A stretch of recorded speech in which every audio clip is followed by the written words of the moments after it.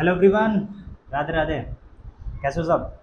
एकदम मस्त मज़े में, फैंटास्टिक फैंटाबुलस मज़ेदार झन्नाटेदार चल रहा है ना।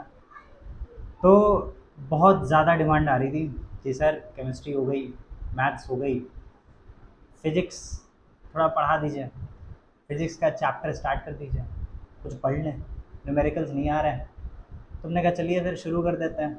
थोड़ा लेट हो गया पर चलता है, इतना तो सह सकते हो तुम लोग। ठीक है, तो आज हम लोग चालू करने जा रहे हैं चैप्टर 7। मतलब जो कि साइंस में आपकी बुक के हिसाब से होगा चैप्टर 7, बट मैंने नंबर नहीं डाला।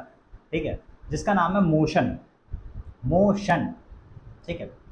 अब मोशन जो है उसको समझना है भाई। मोशन मतलब मूवमेंट की बात हो सकती है, आप यहाँ से वहाँ जा रहे हो, या फिर गाड़ी मूव कर रही है, कार मूव कर रही है, बटरफ्लाइज उड़ रही हैं, फ्लाइज उड़ रही हैं, पंखा रोटेट कर रहा है ना।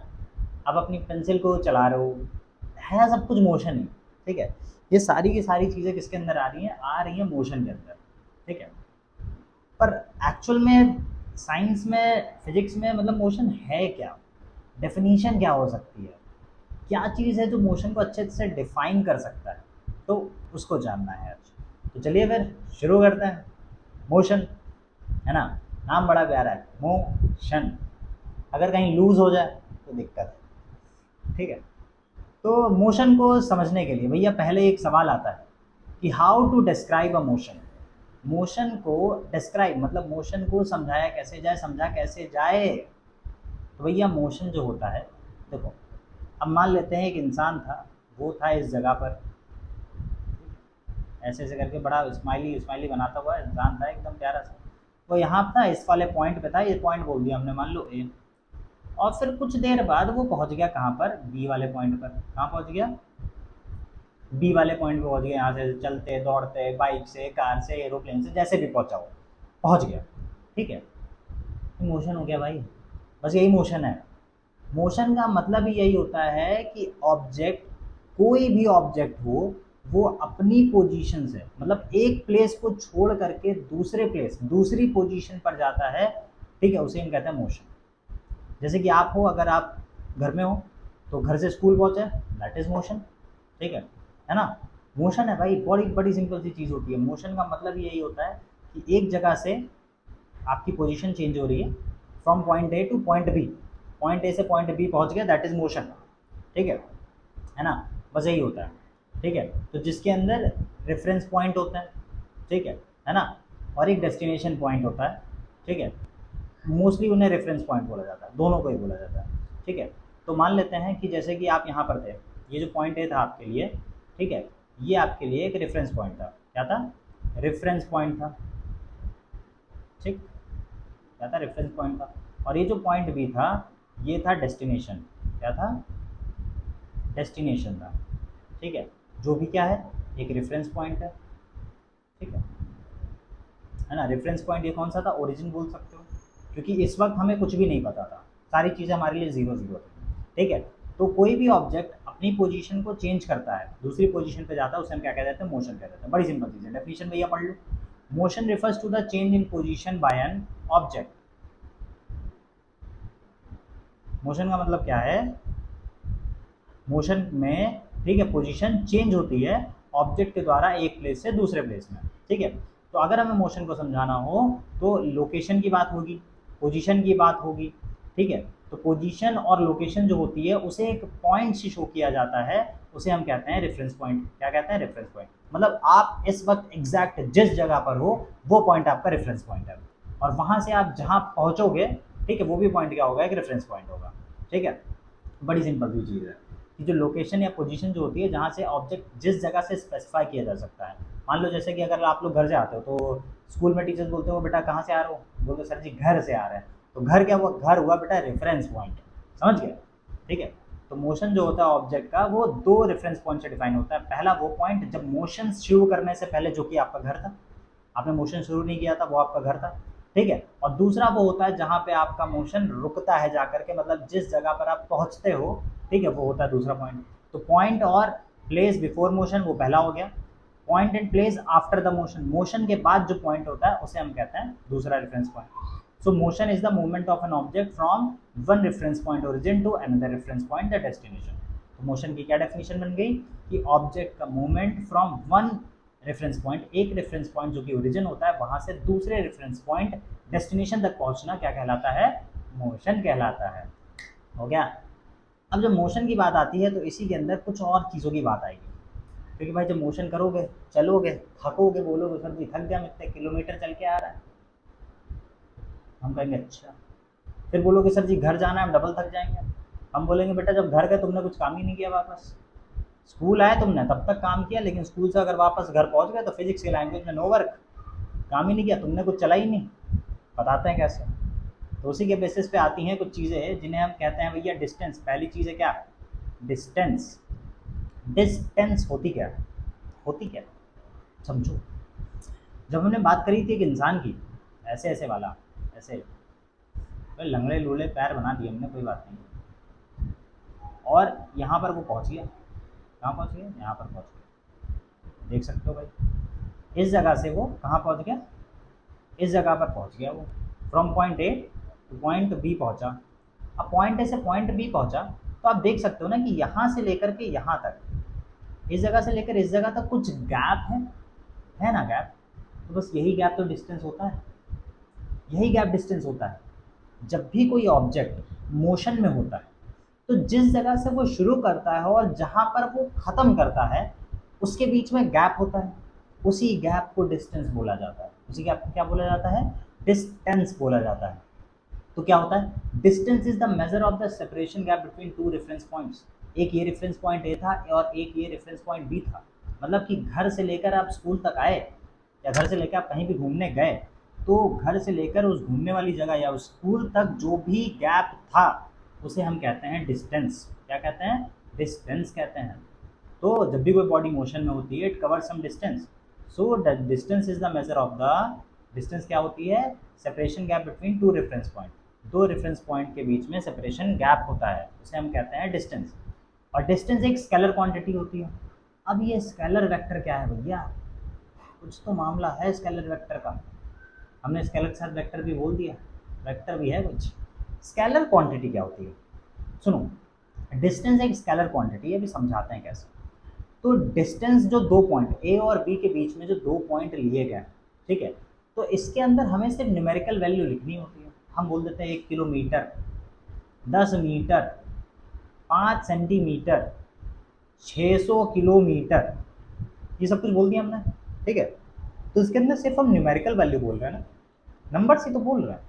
क्या हम इसमें बोल रहे हैं कि भैया तुम ईस्ट से आए, वेस्ट से आए, नॉर्थ से आए, साउथ से आए, डायरेक्शन की बात हो रही है क्या? हमने कोई डायरेक्शन की बात करी क्या? नहीं करी ना। तो सिर्फ जो न्यूमेरिकल वैल्यू होती है, ठीक है, उसे हम मैग्नीट्यूड कहते हैं। क्या कहते हैं, मैग्नीट्यूड। ये जो न्यूमेरिकल वैल्यू है 600, 5, 1 और ये सब लिखा है, इन्हें क्या बोलते हैं, मैग्नीट्यूड बोलते हैं। क्या बोलते हैं, मैग्नीट्यूड बोलते हैं। क्या बोलते हैं भाई, मैग्नीट्यूड बोलते हैं, मैग्नीट्यूड कहते हैं, ठीक है ना। और न्यूमेरिकल वैल्यू होती है क्योंकि इसके अंदर डायरेक्शन नहीं होता है, ठीक है, सिर्फ मैग्नीट्यूड की बात होती है, नंबर्स की बात होती है। और इसकी जो एसआई यूनिट होती है, एसआई यूनिट, इंटरनेशनल सिस्टम होता है यूनिट का, वो होती है मीटर, METRE। और इसको शॉर्ट फॉर्म में लिखते हैं एम। इसका जो एब्रिविएशन होता है वो होता है स्मॉल एम। क्या होता है, स्मॉल एम होता है, ठीक है। क्या होता है भैया, स्मॉल एम होता है, ठीक है। मीटर और एम हो गया, ठीक, ये हो गया डिस्टेंस। अब अगली बात होती है भैया डिस्प्लेसमेंट की। डिस्प्लेसमेंट क्या होता है सर जी, सवाल आएगा सर जी डिस्टेंस डिस्प्लेसमेंट तो सेम होता होगा ना। मैंने कहा ना मुन्ना ना, नहीं होता ना। डिस्टेंस सेम है ना डिस्प्लेसमेंट सेम है। डिस्टेंस डिस्प्लेसमेंट अलग अलग है पर सेम भी है। सर जी कंफ्यूज कर रहा हूँ, नहीं नहीं ऐसे नहीं होता, ऐसे नहीं। आप समझाओ हमको अच्छे से, चलो समझाते हैं, समझाएं। तो हमने बात करी थी कि ये एक इंसान था। सर जी इंसान को ला रहे, हमने कहा है यार और किसको लाएं, और किसी को ला नहीं सकते, इंसानों को लाओ और किसको ले आएं। अब तुम सब इंसान हो, समझोगे इंसानों की बात है। तो देखो भैया हुआ क्या, जब बॉडी कोई डिस्टेंस कवर करी, यहाँ अरे दूसरा पेन ले लें यार, कलर बदल लें, यहाँ से यहाँ तक डिस्टेंस हुई, ठीक है। तो अब ये जो डिस्टेंस हुई तो इसमें डायरेक्शन भी तो बदली होगी ना, डायरेक्शन बदली होगी, बदली ना। तो क्या हुआ क्या कोई डिफरेंस आ रहा है इनिशियल और फाइनल पोजीशन के बीच में? आता है सर जी, पहले यहाँ थे बाद में यहाँ थे, तो इन दोनों के बीच का जो डिफरेंस है वो डिस्टेंस हो गया, डिस्टेंस हो गया। पर डिस्प्लेसमेंट ये नहीं होता, मतलब बंदा यहाँ से यहाँ तक चला है, बंदा यहाँ से यहाँ तक चला है, ये डिस्टेंस है, पर ये क्या डिस्प्लेसमेंट है या नहीं है नहीं पता। अब समझो, देखो समझाते हैं। ये पॉइंट हम दे देते हैं ए, क्या दे दिया हमने? ए दे दिया। यहाँ पे हमने एक पॉइंट दे दिया बी, ठीक, एक ए पॉइंट दे दिया और एक बी पॉइंट दे दिया हमने, ठीक है। अब कोई इंसान था जिसने चलना छूट गया, वो पहले ऐसे गया, ऐसे गया, ठीक है, ठीक है, ऐसे गया, मान लेते हैं 5 मीटर, ठीक, फिर ऐसे गया 10 मीटर, उसके बाद वो ऐसे चला गया, ठीक, 10 मीटर, नहीं 10 नहीं, यहाँ ज़्यादा लग रहा है, देख 15 मीटर चला गया, उसके बाद वो ऐसे टेढ़ा करके चला गया यहाँ बी के पास, ठीक है, जो कि गया वो कितना, मान लेते हैं 12 मीटर, ठीक है। तो इसमें डिस्टेंस क्या होगा जो ए और बी के बीच का गैप होगा, मतलब 5 10 15, 15 15 30, 30 और 12 42 मीटर। बोलोगे सर जी जो डिस्टेंस हो रही है वो क्या हो रही है? 42 मीटर हो रही है, 42 मीटर हो रही है। डिस्टेंस कितनी हो रही है? 42 मीटर हो रही है, समझे? डिस्टेंस क्या हो रही है? 42 मीटर हो रही है।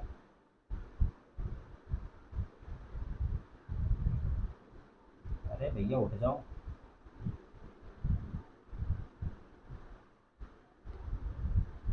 डिस्टेंस कितनी हो रही है भैया?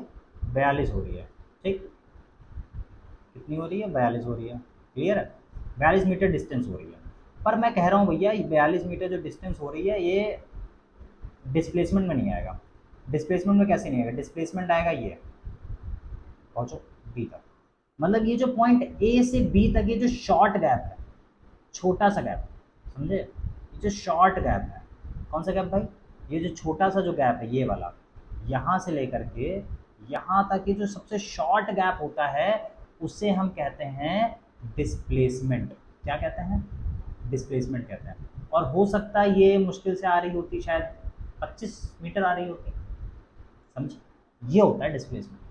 तो डिस्प्लेसमेंट जो होता है वो सबसे शॉर्टेस्ट डिस्टेंस होती है। क्या होती है? शॉर्टेस्ट डिस्टेंस होती है जो इनिशियल और फाइनल पोजीशन में मेजर करी जाती है। पहले ए यहाँ पे था, फिर ए कहाँ पहुँचा? यहाँ पे पहुँचा।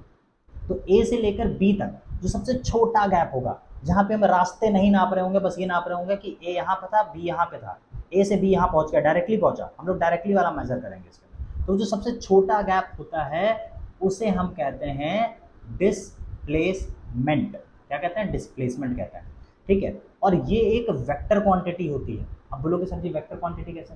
अब देखो मामला यहाँ था, ए ऐसे चला, ऐसे चला, ऐसे चला, ऐसे चला, हमें नहीं कन्फर्म भैया, हम नहीं जान रहे कहाँ गया, कैसे गया, कौन सी रास्ता थी, कुछ नहीं मतलब है।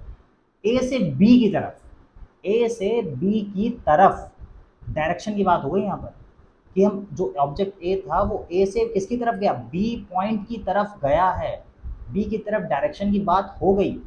वो जो सबसे शॉर्टेस्ट गैप है उसमें डायरेक्शन की बात आ गई, ठीक है। तो इसलिए ये वेक्टर क्वांटिटी हो जाती है। तो इसके अंदर मैग्नीट्यूड और डायरेक्शन, मतलब कि ये जो नंबर्स होते हैं इनकी भी बात होती है, और साथ साथ ये भी बताया जाता है कि भैया ये इस तरफ से उस तरफ गया, यहाँ से वहाँ गया, ठीक है। तो एसआई यूनिट क्या होती है? इसकी भी मीटर ही होती है। तो डिस्प्लेसमेंट समझ में आया? जो सबसे छोटा गैप होता है from point A to point B, उस चीज़ को हम कहते हैं डिस्प्लेसमेंट, ठीक। बढ़े आगे। अब देखो स्केलर वेक्टर क्वांटिटीज भी आ गई है, समझ लो, समझा तो चुके ही हैं, एक बार बस पढ़ लेते हैं। तो those physical quantities which are described by specifying only their numerical values, ऐसी फिजिकल क्वांटिटीज जिनको डिस्क्राइब करने के लिए सिर्फ न्यूमेरिकल वैल्यूज लगती हैं, सिर्फ नंबर्स लगते हैं, मैग्नीट्यूड जिसे कहते हैं, ठीक है, उन्हें स्केलर क्वांटिटी कहा जाता है, ठीक है। जैसे कि डिस्टेंस, स्पीड, मास, इसमें कभी वजन की बात नहीं होती, कभी भी डायरेक्शन की बात कभी भी नहीं होती। और दूसरी तरफ ऐसी फिजिकल क्वांटिटीज़, ठीक है, जिनको डिस्क्राइब करने के लिए मैग्नीट्यूड और साथ साथ डायरेक्शन भी लगता है, मैग्नीट्यूड भी लगता है, साथ साथ डायरेक्शन भी लगता है, उन्हें हम कहते हैं वेक्टर क्वांटिटीज़। क्या कहते हैं? वेक्टर क्वांटिटीज़ कहते हैं। जैसे कि डिस्प्लेसमेंट में वेक्टर आया भैया, वेलोसिटी में वेक्टर आता है, एक्सेलरेशन में वेक्टर आता है, क्योंकि बोला जाता है भैया एक्सेलरेशन में ये इधर जा रहा, उधर जा रहा, ऊपर जा रहा, नीचे जा रहा। फोर्स में बता दो भैया, फोर्स आगे लगा रहे हो, पीछे लगा रहे हो, ऊपर लगा रहे हो, नीचे लगा रहे हो, सब में डायरेक्शन आ रहा है, ठीक है। तो स्केलर वो जहाँ पे डायरेक्शन की बात नहीं होती, सिर्फ मैग्नीट्यूड की बात होती है, और वेक्टर वो होते हैं जहाँ पे स्केलर वेक्टर दोनों की बात होती है। क्लियर, चकाचक, पढ़े आगे। हाँ भैया, मैं बोल रहा था अलग अलग होता है, आ गए वहाँ से कि डिस्टेंस डिस्प्लेसमेंट के बीच डिफरेंस बताइए, समझो। Measurement of the actual path followed by the object, लिखा है ना कि वो जो हमने बना के बताया था यहाँ पे, ये कि भैया पहले यहाँ से यहाँ गए, फिर ये गए, फिर ये गए, फिर ऐसे ऐसे करके गए। तो ये जो ऐसे ऐसे करके गए थे, ये जो एक्चुअल पाथ होता है ये क्या होता है, डिस्टेंस होता है। क्या होता है, डिस्टेंस होता है। ठीक है ना, वही चीज़ लिखी हुई है देखो, है ना।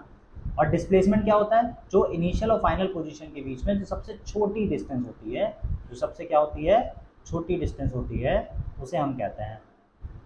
ठीक है, सबसे छोटी डिस्टेंस।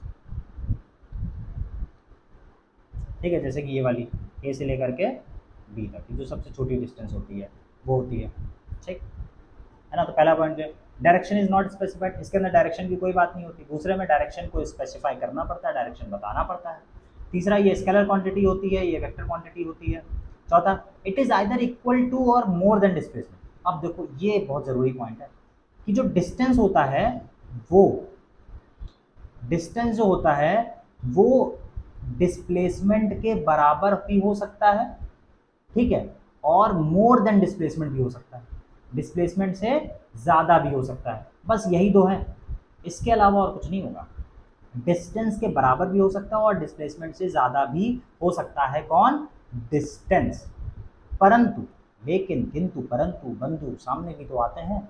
तो वो ये बात कहते हैं कि भैया जो डिस्प्लेसमेंट है, डिस्प्लेसमेंट, ठीक है, वो डिस्टेंस के बराबर हो सकता है, ठीक है, लेकिन तब होता है जब मामला स्ट्रेट लाइन में चलेगा, चेंज नहीं होगा, सिर्फ स्ट्रेट लाइन में चलेगा, तभी डिस्प्लेसमेंट की बात आएगी बराबर डिस्टेंस के, वरना नहीं आएगी। ठीक है, और लेस देन भी हो सकता है, लेस देन एक्चुअल डिस्टेंस, मतलब कि एक्चुअल डिस्टेंस से कम भी डिस्प्लेसमेंट हो सकती है। इसका एग्जांपल ये रहा कि यहाँ पे हमने कैलकुलेट किया था, डिस्टेंस 42 मीटर निकल रही थी, लेकिन डिस्प्लेसमेंट शायद 25 आती, मैंने ऐसा लिख दिया था, ऐसे कैलकुलेट तो नहीं किया भाई, ठीक है, लेकिन कम है, ये तो देख के भी लग रहा है कि कम है, ठीक है ना। अगला, if motion occurs it can not be zero, अगर मोशन हो रहा है तो डिस्टेंस जीरो नहीं होती, अगर मोशन हो रहा है तो डिस्टेंस जीरो नहीं होगा, मतलब पॉइंट यहाँ से यहाँ गया, यहाँ गया, यहाँ गया, यहाँ गया, यहाँ गया, ऐसे ऐसे ऐसे ऐसे ऐसे कहीं भी जा रहा, कहीं भी जा रहा, तो डिस्टेंस जीरो नहीं हो सकती, पर डिस्प्लेसमेंट जीरो हो जाती है। जीरो हो भी सकती है, जीरो नहीं भी हो सकती, वो समझो कैसे।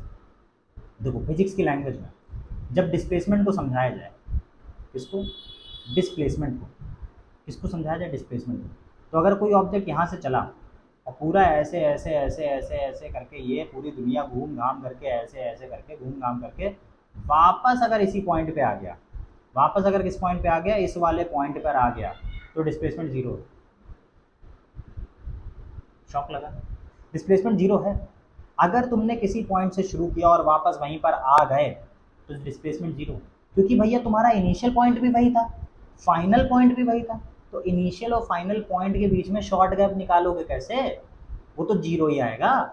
और फिजिक्स की लैंग्वेज में अगर जीरो आया तो तुम्हारा काम जीरो हो गया, मतलब तुमने कुछ काम नहीं किया। तभी मैंने बात बोली थी ना कि अगर तुम स्कूल से मतलब घर से स्कूल आए, स्कूल से वापस घर चले गए, तो तुमने कुछ काम नहीं किया, तुम्हारा डिस्प्लेसमेंट आई, डिस्प्लेसमेंट जीरो हो गया, काम नहीं हुआ, समझ गया। तो ये होता है डिस्प्लेसमेंट।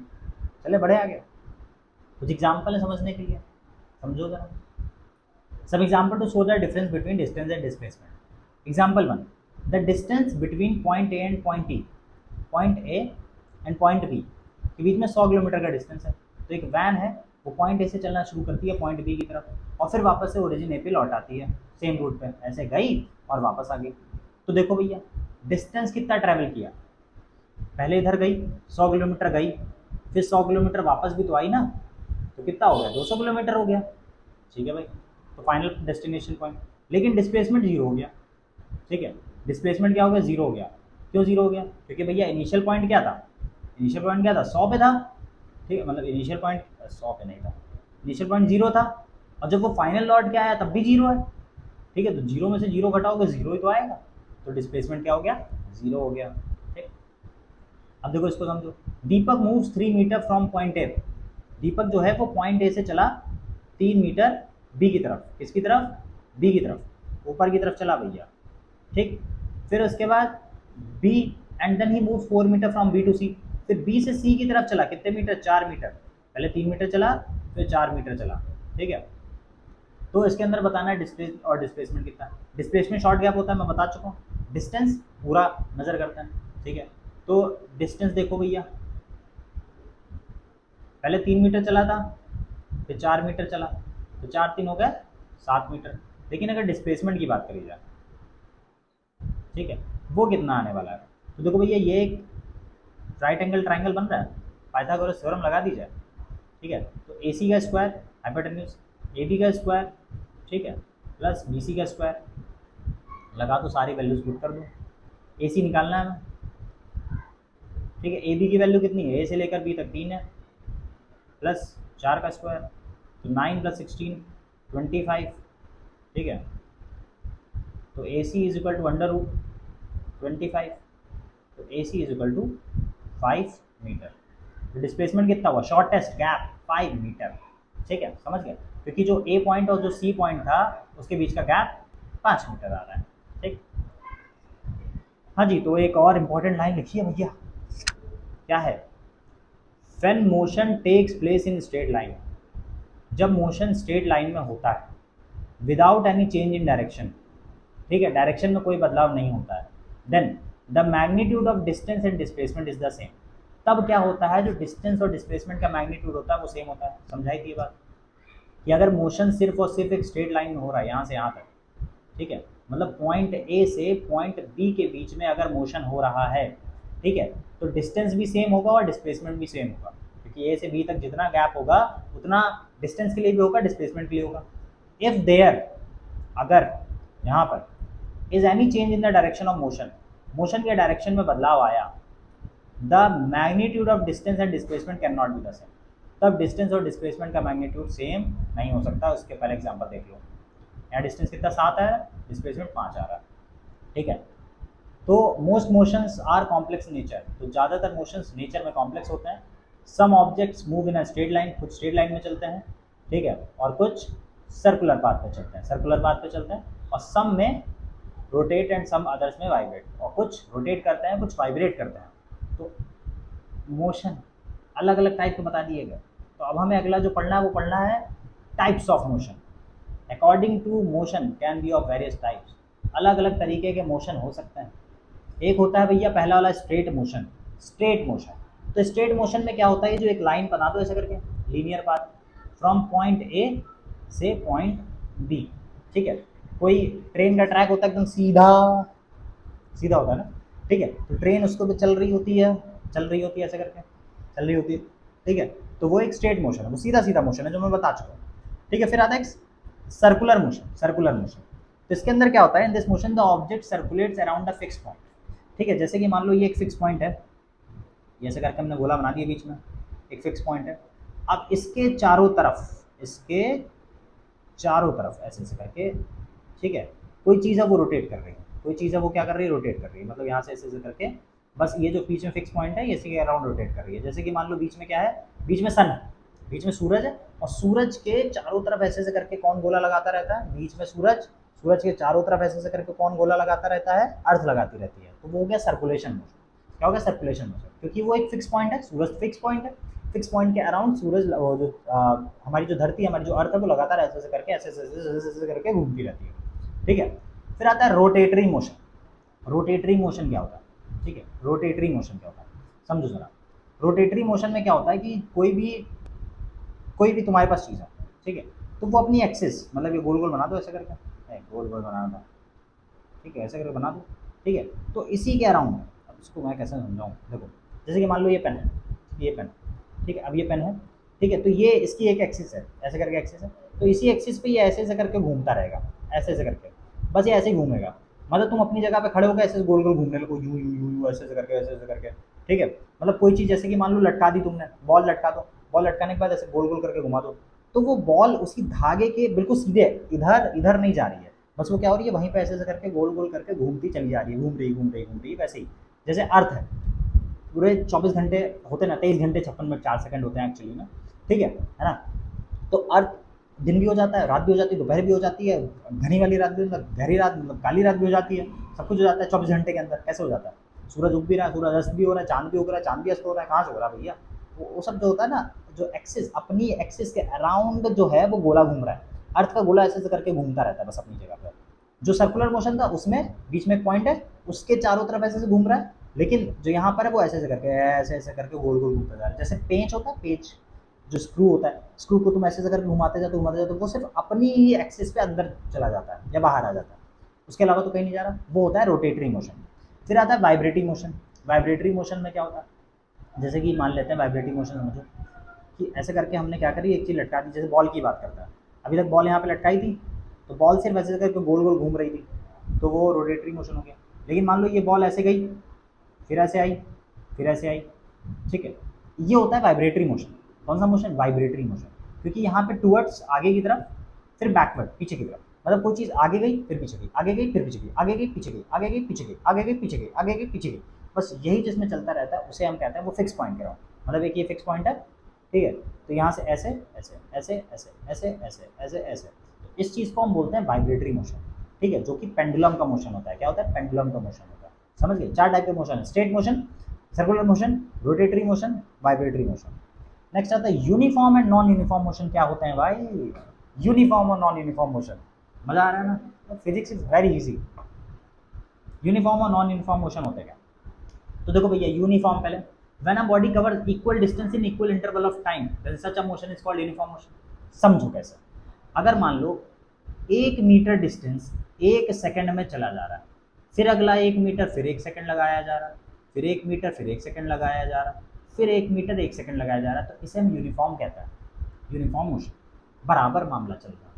मतलब तुमने एक कदम लिया 1 सेकंड लगाया, फिर अगले कदम पे भी एक ही सेकंड लग रहा है, उसके अगले कदम पर भी एक ही सेकंड लग रहा है, तो ऐसी चीज़ों को हम यूनिफॉर्म कहते हैं। यूनिफॉर्म तरीका होता है ये, यूनिफॉर्म मोशन कहलाएगा क्योंकि यहाँ पे मोशन चल रहा है, ठीक। तो जब भी कोई body equal distance equal interval of time में कम करती है, अब मैं जैसे कि बोल दिया 1 मीटर मान लो 2 सेकंड भी लगा सकते हो, फिर 1 मीटर 2 सेकंड भी लग रहा है, 1 मीटर 2 सेकंड भी लग रहा है, ठीक है। तो ऐसा भी हो सकता है कि मतलब equal equal distance equal time, that is uniform motion, ठीक है। और when a body covers unequal distance in equal interval of time, आप समझो जरा, ठीक है। मतलब टाइम एक ही सेकंड है, फिर से 1 सेकंड टाइम है, फिर से 1 सेकंड टाइम, लेकिन पहले सेकंड में मान लो तुम 1 मीटर चले, अगले सेकंड में 3 मीटर चल गया, उसके अगले सेकंड में 2 मीटर चले, तो ये चीज़ नॉन यूनिफॉर्म है, नॉन यूनिफॉर्म। और इसका एग्जाम्पल दो, जैसे कि मान लो जब तुम पैदल चलना शुरू करते हो, ठीक है, और कहीं कोई मोड़ वोड़ नहीं आने वाली है, तुम सीधे जाना है, तो तुम लगातार चलते चले जाते हो, बराबर डिस्टेंस कवर कर रहे होते हो। लेकिन मान लो भीड़ वाले एरिया में तुम पहुँच गए अचानक से, तो तुम्हें इधर भी करना है, उधर भी करना है, कहीं तुम तेज चलने लगोगे, कहीं तुम धीरे चलने लगोगे। तो जो सीधी रोड पे जो तुम चल रहे थे, बराबर मामला चल रहा था, वो यूनिफॉर्म था। लेकिन जो तुम्हें भीड़ में इधर उधर करना पड़ रहा है, वो नॉन यूनिफॉर्म है। समझ गए? तो देखो एग्जाम्पल है, 2 टेबल दी गई हैं जिसके अंदर बस ट्रैवल कर रही है, बस ए और बस बी, जिसकी वजह से समझ में आएगा कि यूनिफॉर्म और नॉन यूनिफॉर्म मोशन है क्या आखिरकार, है ना? समझो।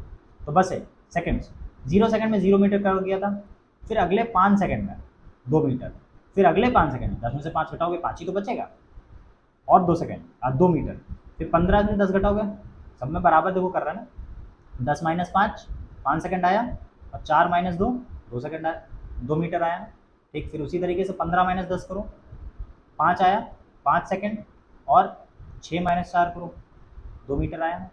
क्लियर? देखो बराबर टाइम है, 5 10 5 का गैप, 10 15 में 5 का गैप, 15 20 से 20 का 5 का गैप, 20 से 15 के बीच में 5 का गैप, 25 से 30 के बीच में 5 का गैप, 30 से 35 के बीच में 5 का गैप, ठीक है। और डिस्टेंस का गैप 2 2 2 2, सब में 2, मतलब इक्वल इंटरवल ऑफ टाइम में इक्वल अमाउंट ऑफ डिस्टेंस चली जा रही है, ठीक है।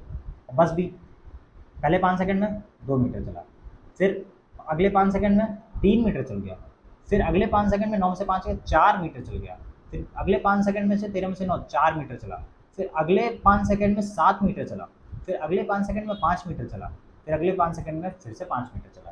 तो ये नॉन यूनिफॉर्म है, नॉन यूनिफॉर्म, ठीक है। तो पढ़ लेते हैं that it is clear from the above table that bus A travels equal distance in equal interval of time, whereas bus B does not cover equal distances in equal time intervals. So the motion of bus A and bus B, किधर गया? बस A is an example of uniform motion और बस B जो है वो non uniform का है। हमारे डेली लाइफ में क्या होता है कि कई सारे टाइप के मोशन होते हैं, नॉन यूनिफॉर्म, यूनिफॉर्म। जैसे कि a car is moving in a crowded street, भीड़ वाले एरिया में कार चल रही है। A person jogging in a park, park में तुम जॉग कर रहे हो, कोई इंसान कर रहा है, तो वो यूनिफॉर्म के अंदर आ गया। अब इसी के बेसिस पे और भी चीज़ें हैं भाई। स्पीड एंड वेलोसिटी क्या होती है? स्पीड एंड वेलोसिटी क्या होती है, ज़रा इस चीज़ को समझना है हमें। स्पीड एंड वेलोसिटी को समझना है, समझो। The rate of motion is often described in terms of either speed और वेलोसिटी, ठीक है, विद डायरेक्शन। अब स्पीड और वेलोसिटी दो टर्म, स्पीड में डायरेक्शन के बिना बात होती है, वेलोसिटी में डायरेक्शन के साथ बात होती है। स्पीड में किसके साथ, स्पीड में किसके बिना बात होती है? विदाउट डायरेक्शन, ठीक। और वेलोसिटी में किसके साथ बात होती है भैया?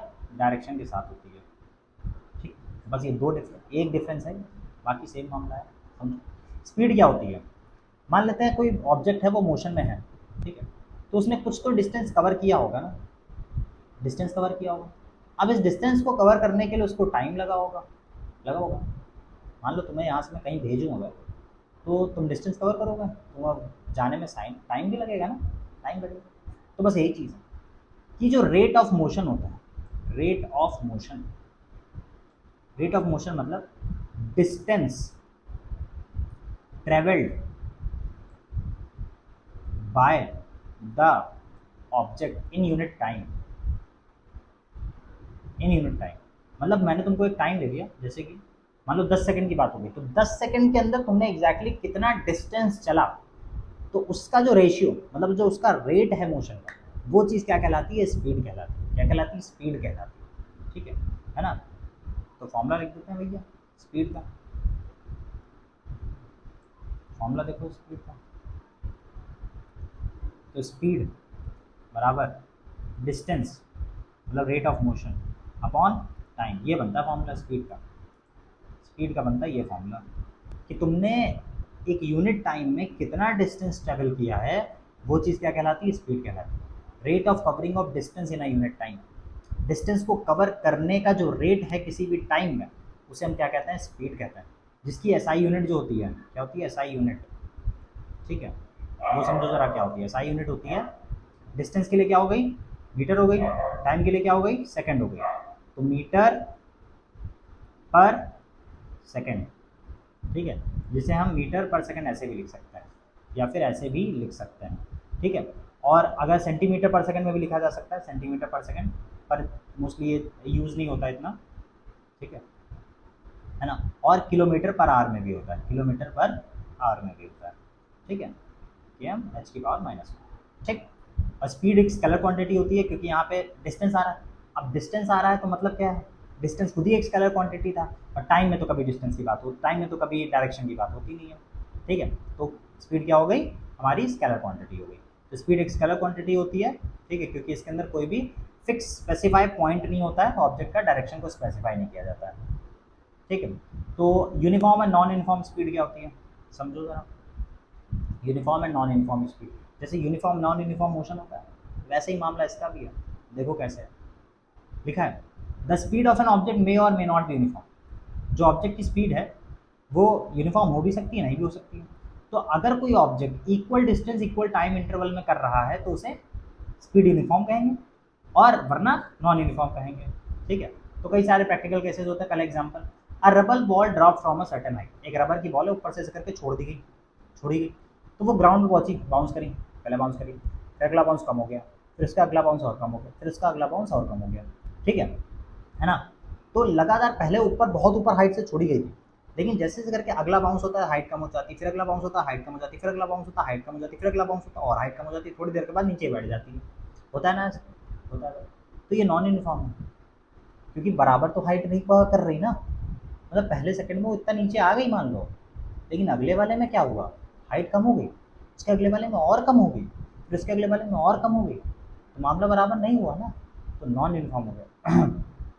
लेकिन मान लो एक कार है, ठीक है, किसी बिजी सिटी में चल रही है रोड पर, वो भी नॉन यूनिफॉर्म मोशन शो करती है भाई, बता चुके हैं। लेकिन अगर कार 200 किलोमीटर 4 घंटे में ट्रैवल करती है, तो इसका मतलब ये नहीं है कि कार यूनिफॉर्मली चली होगी, इसको भी समझो। अब मान लो घर से तुम गाड़ी से आ रहे हो या साइकिल से आ रहे हो, तो क्या बराबर स्पीड से आ रहे थे क्या? गाड़ी पे मतलब साइकिल पे बैठते ही गाड़ी साइकिल की स्पीड 30 किलोमीटर पर आर हो गई थी, मतलब 1 घंटे में 30 किलोमीटर चल गया। हो सकता है क्या? पॉसिबल है क्या? नहीं पॉसिबल है, नहीं पॉसिबल, ऐसा नहीं होता। ठीक है, ज़रूरी नहीं होता कि कार जो है वो 50 किलोमीटर पर आवर की स्पीड चाहिए होगी, क्योंकि भैया जब कार ने चलना शुरू किया होगा तब ज़ीरो रही होगी, फिर धीरे धीरे करके 10, 20, 40, 50, 60, 70 ऐसे करके पहुंची होगी, फिर कहीं पे धीमे ब्रेक भी लगी होगी, बिजी रोड थी ना, कहीं ब्रेक लगानी पड़ी होगी, कहीं पे लोग आ गए होंगे, कहीं मोड़ आ गई होगी, धीमे करनी पड़ी होगी, लेकिन हाँ पूरा 4 घंटे में 200 किलोमीटर ट्रैवल कर लिया था, तो वहाँ से हम स्पीड निकाल सकते थे भाई। ठीक है ना? तो ये ज़्यादातर, ठीक है, नॉन यूनिफॉर्म की बात होती है, इसी के लिए हम इसमें एवरेज स्पीड निकालनी पड़ती है। क्या निकालनी पड़ती है? एवरेज स्पीड निकालनी पड़ती है। तो जिसका फॉर्मूला क्या होता है भैया? एवरेज स्पीड का टोटल डिस्टेंस। ठीक है, क्योंकि भैया देखो मामला अलग अलग रहता है, तो जो टोटल डिस्टेंस होगी जो भी ट्रैवल करी जाएगी अपॉन जो टोटल टाइम लगेगा, क्योंकि हम लोग जब सिर्फ फॉर्मूला लगे थे स्पीड का उसके अंदर यूनिट टाइम की बात हो रही थी, मतलब एक यूनिट, वो कोई भी यूनिट हो सकती है। ठीक है ना? मतलब सिर्फ लेकिन एक ही लेना था, जैसे 1 सेकंड ले सकते थे। लेकिन जब पूरे स्पीड की बात करेंगे कि भैया एवरेज स्पीड क्या थी, मतलब तुम घर से चले, घर से स्कूल पहुँचे, अब घर से तुम्हारा स्कूल जो था वो मान लो 10 किलोमीटर था और तुम्हें आने में लग गए मान लो 1 घंटे, तो तुम्हारी स्पीड क्या होगी? 10 किलोमीटर पर आवर होगी। ठीक है, तो वैसे ही, लेकिन बीच में कहीं तेज चले होगे, कहीं धीमे चले होगे, तो वैसे करके। ठीक है, तो total distance upon total time जो होता है वो कौन, उसको एक्सप्लेन किया जाता है, वो होती है एवरेज स्पीड। क्या होती है? एवरेज स्पीड होती है। ठीक है, ठीक है, एवरेज स्पीड होती है। तो एवरेज स्पीड बराबर small S upon T. Small S यहाँ पे क्या है? टोटल डिस्टेंस है, और स्मॉल टी क्या है? टाइम है। ठीक, अब उसी के एग्जाम्पल है, एग्जाम्पल देख लेते हैं भैया। एग्जाम्पल क्या है? An object travel 16 metre in 4 second. देखो पहले बोला जा रहा है कि ऑब्जेक्ट जो है उसका जो पहला डिस्टेंस था वो 16 मीटर था, जिसको टाइम लगा था 4 सेकेंड चलने में, एंड देन अनदर, फिर D2, मतलब और एक डिस्टेंस जो था वो 16 मीटर था, जिसको टाइम लगा था 2 सेकेंड करने में। तो बोल रहा है एवरेज स्पीड बताओ। क्या बताओ?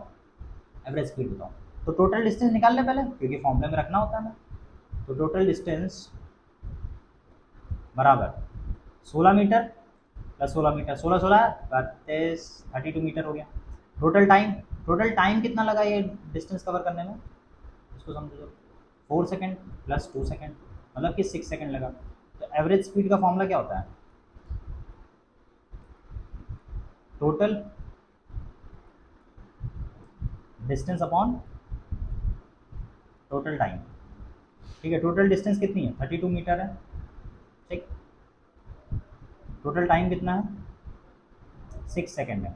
ठीक है, चाहो तो यूनिट मत भी लिखो, कोई दिक्कत नहीं है, बाद में लिख देना। ठीक है ना? तो ज़रा डिवाइड करो, 6 5 30। ठीक है, 2 बच रहा होगा, पॉइंट लगाएंगे, 0 बढ़ाएंगे, 6 3 18, फिर 18 बार बार आता जाएगा, मीटर पर सेकेंड। ये हो गया हमारा आंसर।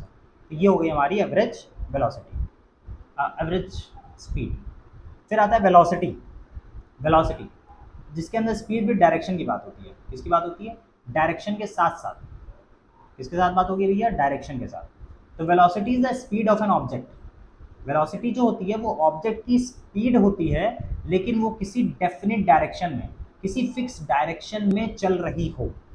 मतलब स्पीड डायरेक्शन के साथ वेलोसिटी बोली जाती है। स्पीड डायरेक्शन के साथ क्या बोला जाता है? वेलोसिटी बोला जाता है। ठीक है, तो जिसके अंदर डायरेक्शन इन्वॉल्व होता है उसे वेलोसिटी कहता है। ठीक है, जो कि वेलोसिटी एक वेक्टर क्वांटिटी होता है। तो velocity of an object defined as the rate of displacement, जहाँ पे क्या बात होती है? डिस्प्लेसमेंट की बात होती है, और स्पीड के अंदर किसकी बात हो रही थी? डिस्टेंस की बात हो रही थी। तो वेलोसिटी क्या हो गया? डिस्प्लेसमेंट हो गया ऑब्जेक्ट का इनिशियल और फाइनल पोजीशन के बीच में। ठीक है, तो velocity is defined as the distance covered by moving object in a particular direction in unit time. ठीक है, तो किसी पर्टिकुलर डायरेक्शन में कोई ऑब्जेक्ट मूव कर रहा है और उसकी कोई ना कोई एक फिक्स, मतलब यूनिट टाइम में कर रहा है और डायरेक्शन फिक्स है। ठीक है, उसे हम क्या बोलेंगे? वेलोसिटी बोलेंगे। वेलोसिटी का फॉर्मूला क्या होता है? Displacement upon time. ठीक है ना? ये होता है। ठीक है, तो उसी तरीके से स्पीड की तरीके से वेलोसिटी भी जो हो सकती है वो यूनिफॉर्म हो भी सकती है और यूनिफॉर्म नहीं भी हो सकती है। ठीक है, जैसे कि जब कोई ऑब्जेक्ट, हमें डेली लाइफ में होती रहती है चीज़ें, जब कोई ऑब्जेक्ट मूव कर रहा है स्ट्रेट लाइन में तो उसकी स्पीड वेरिएबल हो सकती है ना। ठीक है, उसका रेट ऑफ मोशन चेंज हो सकता है, तो इसके लिए हम एवरेज स्पीड निकालते थे, तो इसके लिए हमें एवरेज वेलोसिटी निकालनी पड़ेगी। क्या निकालनी पड़ेगी? एवरेज वेलोसिटी निकालनी पड़ेगी।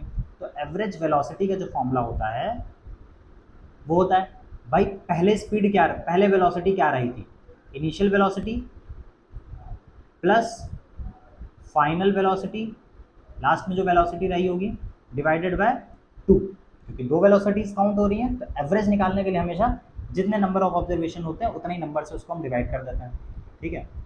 तो v average is equal to, initial velocity को रिप्रेजेंट किया जाता है किससे, u से, और फाइनल वेलोसिटी को रिप्रेजेंट किया जाता है स्मॉल v से, डिवाइड बाय 2 हो गया, डिवाइड बाय 2 हो गया।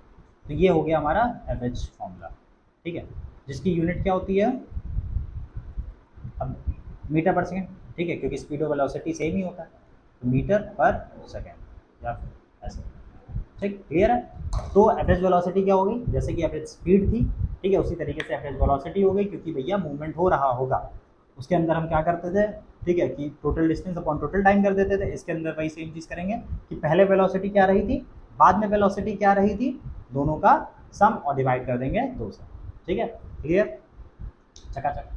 तो आज का सेशन यहीं पे समाप्त होता है। मैंने सारी डेफिनेशंस लगभग अच्छे तरीके से समझा दी हैं, ठीक है। तो एक बार सभी का स्क्रीनशॉट ले लो, इसका हो गया, बड़े आ गया, दिस वन,